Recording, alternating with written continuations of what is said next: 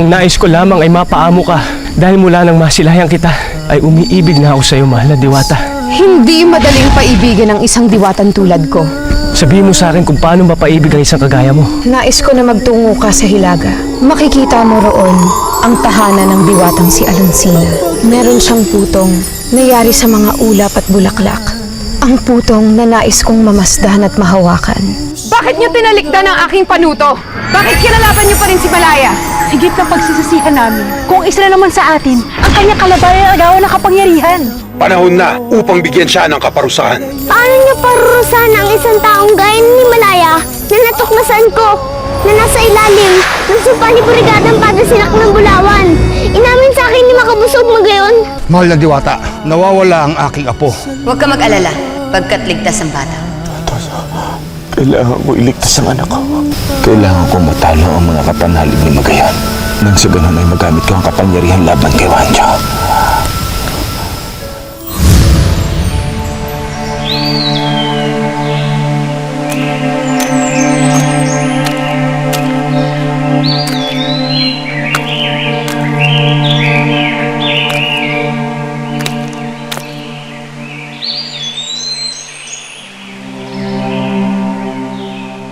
Sadyang mahirap ang ibig mangyari ng diwatang sinasabi mo.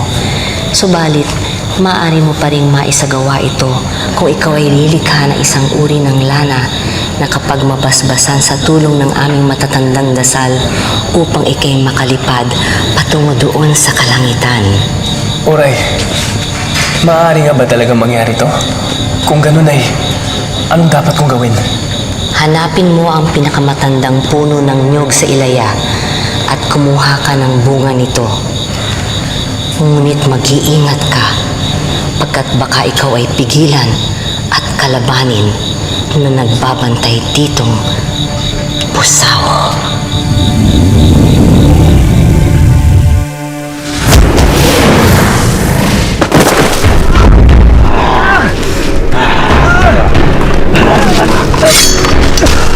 Bakit ito ang layunin mo? Kaya hindi makakapayag na makakuha ka ng bunga ng puno na abantayan ko.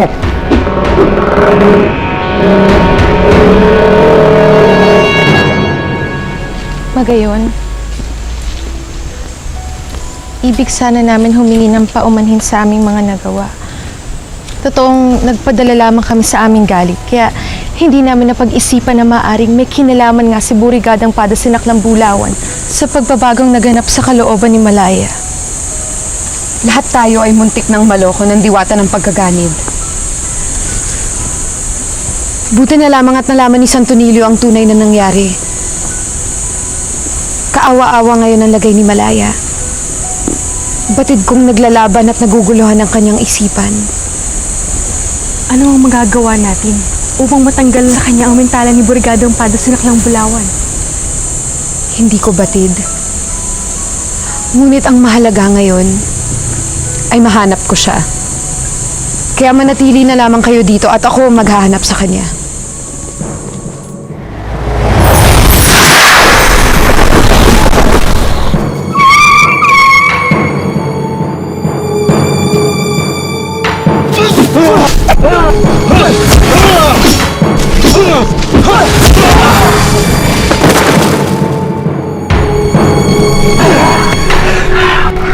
Ibang ka!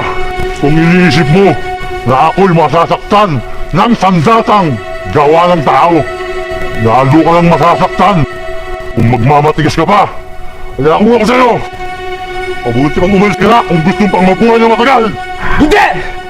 Hindi ako aalis dito hanggat wala akong nakupo ang bunga! Di bali na mamatay! Magtagumpay lamang ako! Ha! Ha! Ha! Ha!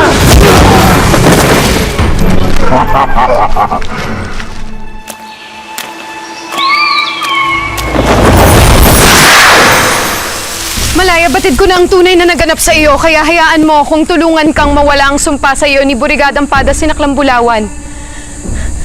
Sumama ka sa akin, halika!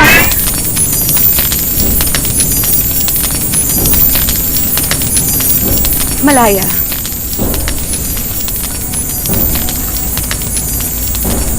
Patawarin mo ako, Diwata. Ngunit kailangan mapasa akin ang kapangyarihan mo upang matupad ko ang lahat ng mithiin ko.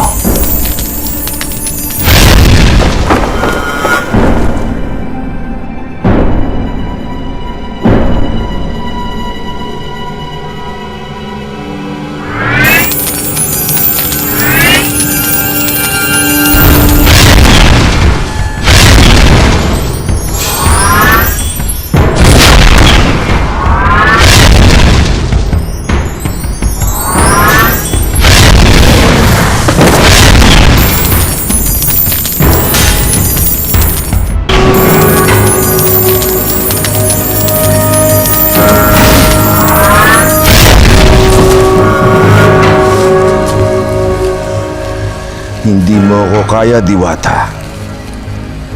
Nag-iisa ka lang. Kaya ipagkaloob mo sa akin ang kapangyarihan mo para hindi ka na masaktan.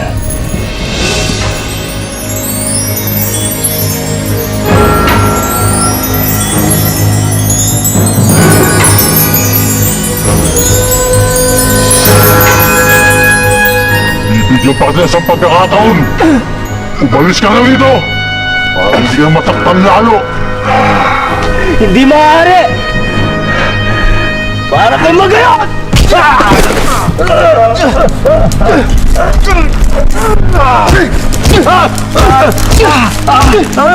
Kasama mo! Hindi kita bibitawan! Bakit di ko na ako walang puwan? Kasama mo! Kasama ko! Kasama ko! Sige, umaya ako. Kuha ka ng bunga.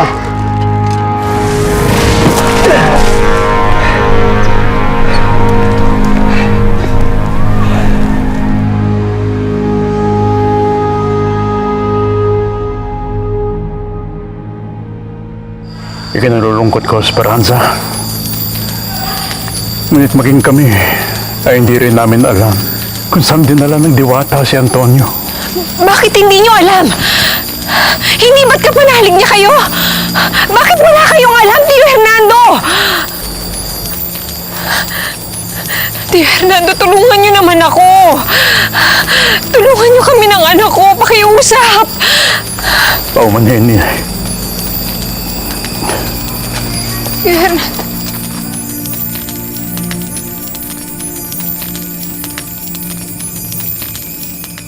Batid ko na hindi ko na mabubura ang mentala na ginawa ng aking kapwang Diwata. Ngunit, magagawa kong kalabanin ito.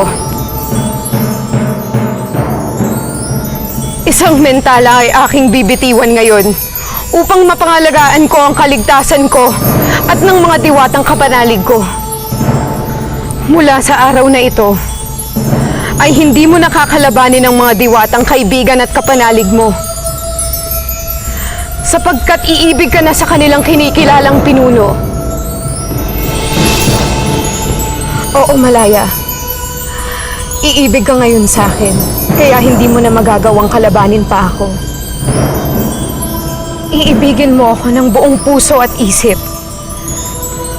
Kaya lahat ng sasabihin ko ay iyong pakikinggan at susundin.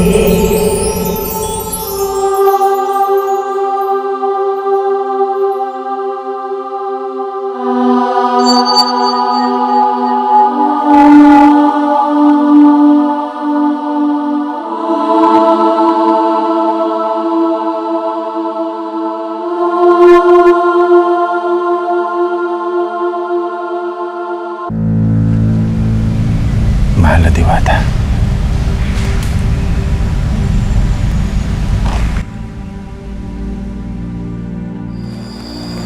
Mahal na Laon, Diyos ng mga vagamundo, ang Panginoon na aking kinalakyan. Alam kong iisa lamang po kayo. Kayo ang may gawa ng buong mundo, ng langit at ng lupa. Tulungan niyo po akong matuntunisin yun ang kinaroroonan ko. Para po makaalis na ako dito. At makita na namin ang aming anak. Sana po dinggin niyo ang aking kahilingan. Sana po makita na ako ni Simeon. Sumunod ka sa akin, Malaya. Sumama ka sa akin.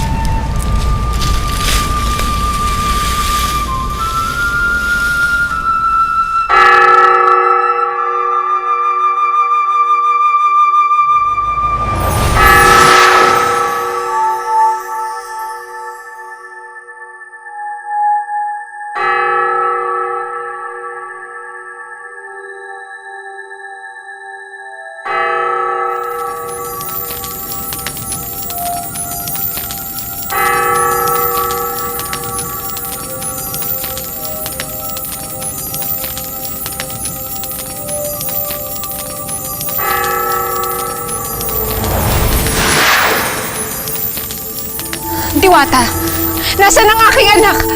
Ilabas mo si Antonio! Ilabas mo ang aking anak! Hindi ko siya ibabalik sa'yo hanggat hindi pa tapos ang hangarin ko kay Malaya. Kung ano man ang hangarin mo, hindi ka magtatagumpay. Kilala ko si Simeon. Hindi siya katulad niyo na sukab. Katulad niyo ng aking ama. Kilala mo si Simeon? O si Malaya? Eh, ikaw, Esperanza. Nakikilala ka pa kaya niya? O nakalimutan ka na niya? Hindi ako maaaring kalimutan ng aking bana. Dahil mahal ako ni Simeon. At hindi siya titigil hanggat hindi ako nakikita. Naaawa ko sa pananalig mo sa iyong bana, Esperanza. Ngunit ikaw ay kinalimutan na niya. Umiibig si Malaya sa isang diwatang higit na makapangyarihan at kaakit-akit kaysa sa iyo. Ang diwatang yon ay si Magayon.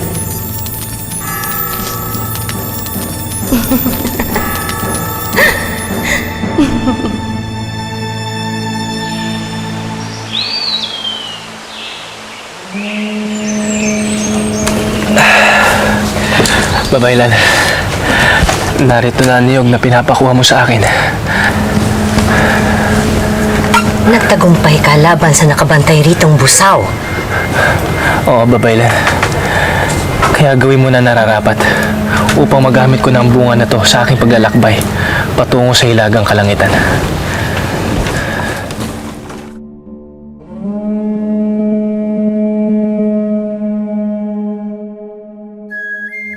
Huwag mong lasunin ang aking isipan, Diwata. Hindi ako naniniwala sa'yo. Hahayaan ko na ikaw ang makatuklas ng totoo, Esperanza. Pinakakawalan na kita ngayon sa iyong pagkakatali.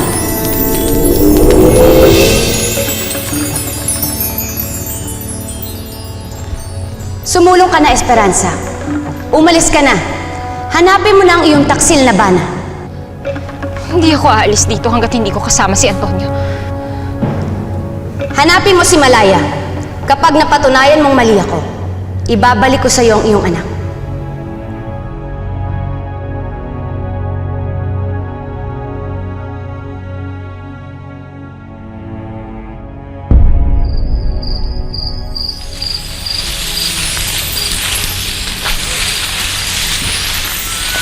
Malaya, magpahinga ka na. Subalit hindi ko kakayaning mawala ka sa aking paningin. Makita lamang kita ay lumulundag ng aking puso sa tuwa.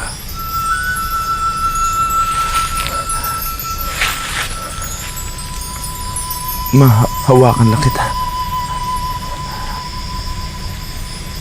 Parang ako'y nasa ating saad na.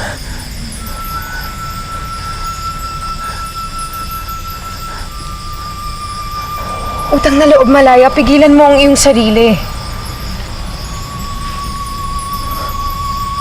Bakit? Hindi mo ba ako iniibig? Malaya, mas makakabuti kung magpahinga ka muna. Ngunit Magayon, Malaya, makinig ka sa aking inuutos. Kung ayaw mo magalit ako sa'yo, magpahinga ka na.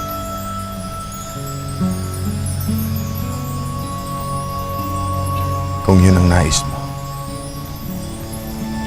yun ang masusunod. Mahal ko.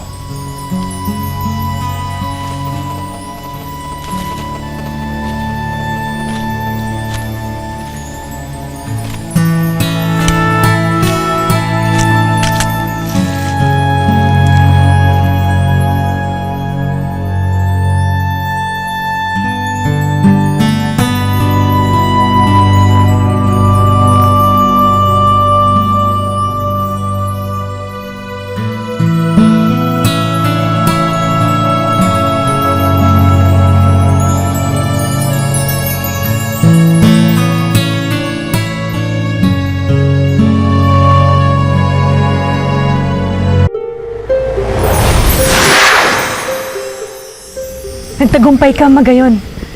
Natagpuan mo si Malaya. Mabuti at hindi ka niya sinaktan. Nangangahulugan ba ito na natanggal na ang sumpa ni Burigadang Pada Sinaklang Bulawan sa kanya mahal na diwata?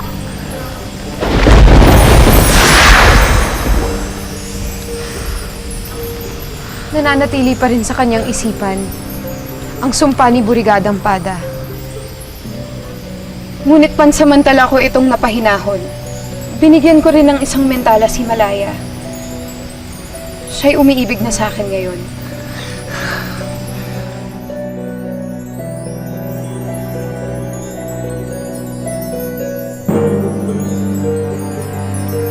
Kaya pala hindi ka na sinaktan. Habang umiibig siya sa akin ay hindi niya magagawang saktan ako.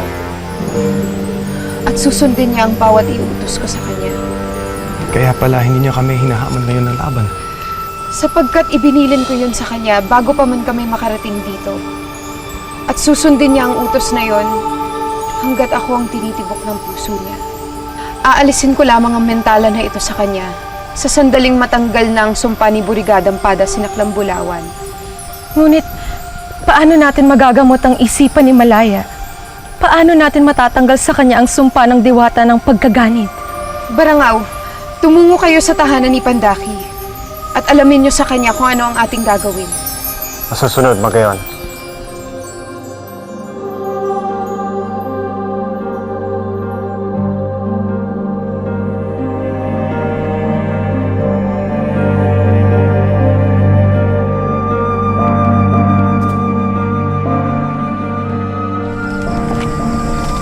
Ang katas ng niyog na ginawa nating lana, ang pag-aalayang ko ng aming matandang dasal upang ito'y magkaroon ng kapangyarihan.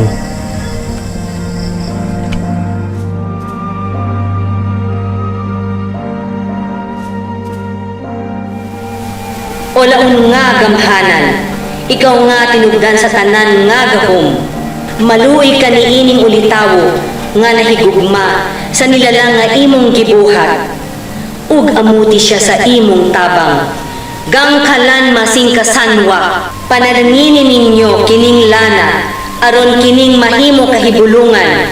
Gangkalan masing kasanwa, sang kapiintawon kini ninyo sa inyong laway aron kini makatabang niining ulitawo. Gangkalan masing kasanwa.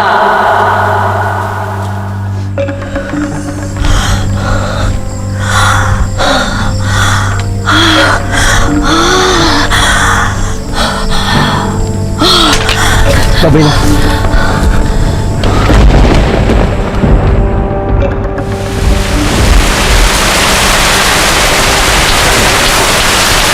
Babaylan. Umuulan na.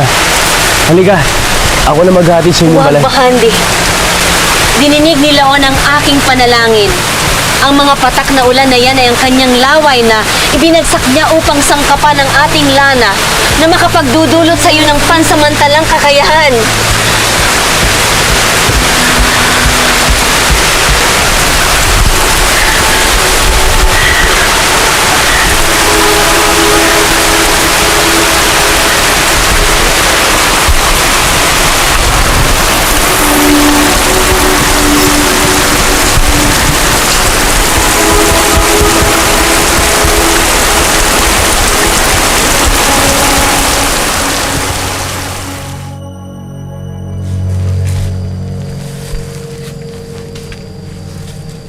Nasaan si Esperanza?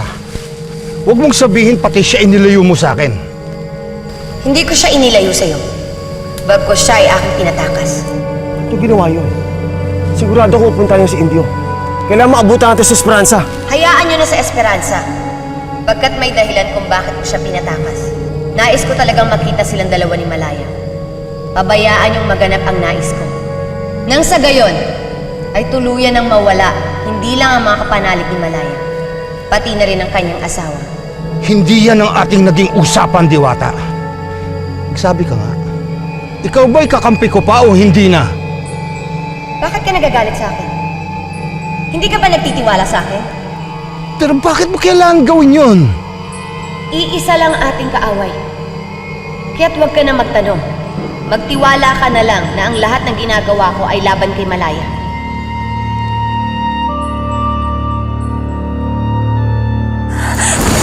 Simeon! Simeon! Simeon! Esperanza! Maya! Maya!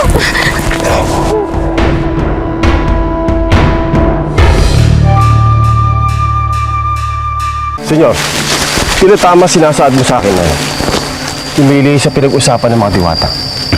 Nayayamot ako sa pinaggagawa nila. Mas mahihirapan tayong makuha ang kapangyarihan ng taglay ng Indio. Lalo na ngayon, pinakawalan pa niya si Esperanza. Hindi ba't diwata sila si Dapa? Katulad na sinabi mo sa akin noon, hindi sila pwedeng pagkatiwalaan. Kung hindi rin na tayo tutulungan makuha ang kapangyarihan ni Malaya, bakit hindi natin kunin ang kapangyarihan nila?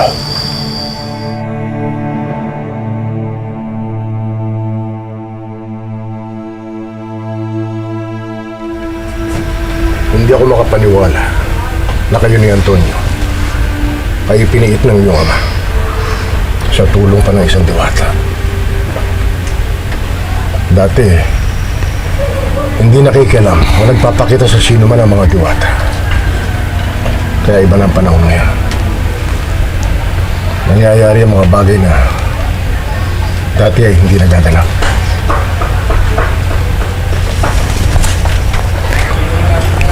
Ang mabuti pa eh, kumain ka na. Batid kong gutom na gutom ka na. Salamat ho. Ngunit, hindi ho ako nakakaramdam ng gutom eh. Lalo na ngayon hindi pa nakikita ang aking bana. Kung wala dito sa Banwa ang aking bana, nasa na si Simeon? Kailangan ho natin siyang makita upang makita na rin namin ang aming anak. Hinahanap din namin siya ni Mayang, kaya nakasalubong mo kami sa gubat kanina. Huwag kang mag-alala. Tutulungan ka namin maghanap sa kanya. Ngunit kailangan mo munang kumain at magpahinga. Kaya Esperanza, utang na loob kumain ka na. Nang makaipon ka na ng iyong lakas. Wala siyang ginawa kundi sundan ako at titigan. Naaalala ko tuloy si Bahandi kay Malaya. Sandaling magayon. Sino itong Bahanding tinutukoy mo?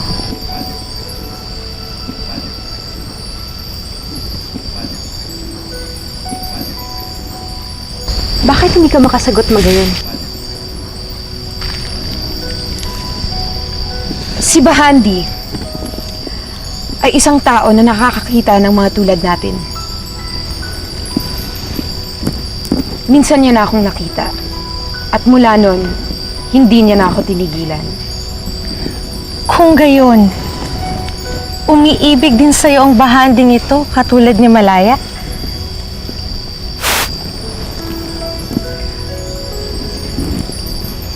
Si Malaya ay umiibig lamang sa akin. Dahil sa pansamantalang sumpa ko sa kanya. Ngunit si Bahandi Ay umiibig sa'yo nang walang halong sumpa. Sapagkat yun ang totoo. At ikaw, magayon, umiibig ka din ba sa kanya? Bakit ba natin pinag-uusapan ang mga bagay na to? Meron tayong suliranin na kailangang harapin. Kaya tigilan nyo na ang inyong pag-uusisa.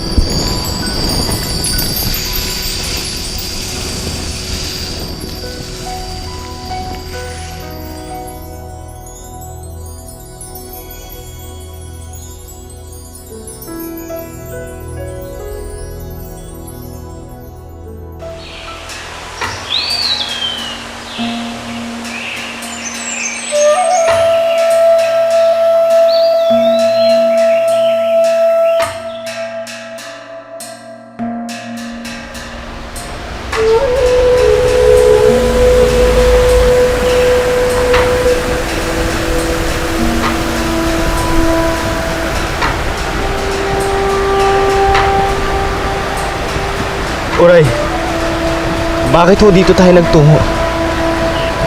Sapagkat ayokong maibang makakakita sa magaganap sa'yo.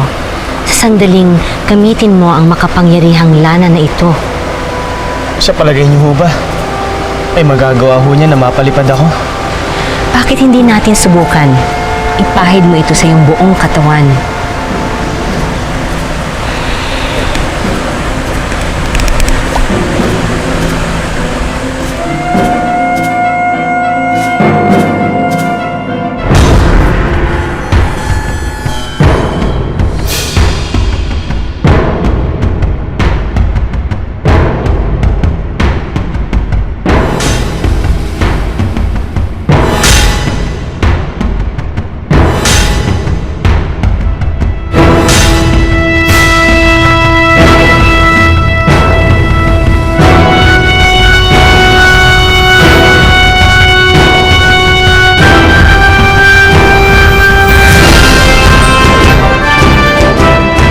Bakit naman siya aalis kung hindi ko naman yun pinag-utos? Saan siya pupunta? Patid ko ang namamagitang away sa inyo at sa mga iba pang diwata. Hindi ako natutuwang nagaganap ito. Ngunit hindi ko rin maaaring hindi bigyan ng luna si Malaya. Patid ko kung saan kayo nagtungo. Dapat! Simeon! Matuwa ka na ngayon, Esperanza, pagkat panandalian lamang ang iyong pagiging masaya. Dahil ang iyong mahal ang magbibigay sa iyo ng kabiguan. Bakit mo ko tinatawag na mahal mo? Anong nangyayari sa'yo? Isang babae lang ang iniibig ko. Yun ay hindi ikaw.